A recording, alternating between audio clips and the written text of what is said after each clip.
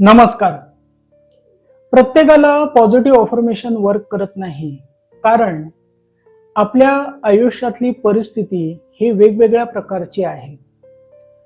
आपल्या आयुष्यात आलेलं अपयश, सतत अनुभवत असणारे फेलियर्स, निगेटिव्हिटी किंवा एखादे प्रसंग जे इतक्या कन्व्हिक्शन्सली सबकॉन्शियसली फिक्स बसलेले आहेत की ब्रेनला त्या गोष्टीच्या विरोधात काही काम करायला, काही वर्क करायला आवडत नाही.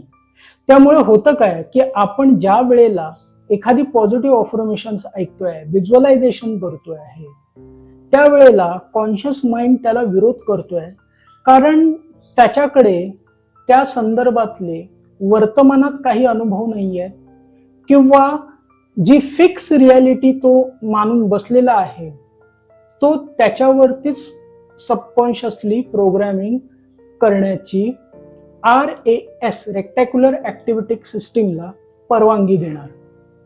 मग आता याच्यावरती उपाय काय आहे? बघा, ज्या वेळेला आपण म्हणणार की मी समृद्ध आहे, त्यावेळेला आपला कॉन्शियस माइंड विरोधच करणार. तो बोलणार, अरे कसा समृद्ध आहेस? कुठे आहे समृद्धी? तुझ्या आयुष्यात तुला हे फायनान्शियल स्ट्रगल्स आहेत, ह्या गोष्टी अनुभवतोयस. मग त्याच्यावरती आपण एक न्यूरो लँग्विस्टिक प्रोग्रामिंगची टेक्निक वापरणार आहोत, ज्याला सबलिमिनल क्वेश्चनिंग टेक्निक्स म्हणतात. ह्याच्यामध्ये काय करायचं आहे की आपण कॉन्शियस माइंडला अफर्मेशन्स ही प्रश्नासंदर्भात विचारायची आहे, की जसं काही मी समृद्ध आहे ह्याच्या व्यतिरिक्त का मी समृद्ध आहे, का मी चांगले नातेसंबंध अट्रॅक्ट करतोय, का मी चांगल्या आरोग्यासाठी लायक आहे, का मी चांगलं आरोग्य घडवू शकतो, का मी चांगलं यश निर्माण करू शकतो. ज्या वेळेला असे प्रश्न विचारायला सुरुवात करतो ना, आपलं ब्रेन त्या प्रश्नांची उत्तरं शोधायला सुरुवात करतो. आपला कॉन्शियस माइंड त्या संदर्भातले आपले भूतकाळातले काही अनुभव किंवा वर्तमानातले काही अनुभव, आपले प्रयत्न, ह्याचं प्रोग्रामिंग शोधायला लागतो आणि ते सबकॉन्शियसली पाठवायला लागतो. मग आता ही गोष्ट करायची कशी आहे? बघा, जे काही तुम्हाला आयुष्यात हवं आहे ती अफर्मेशन्स प्रश्नासंदर्भात लिहून काढायची आहे.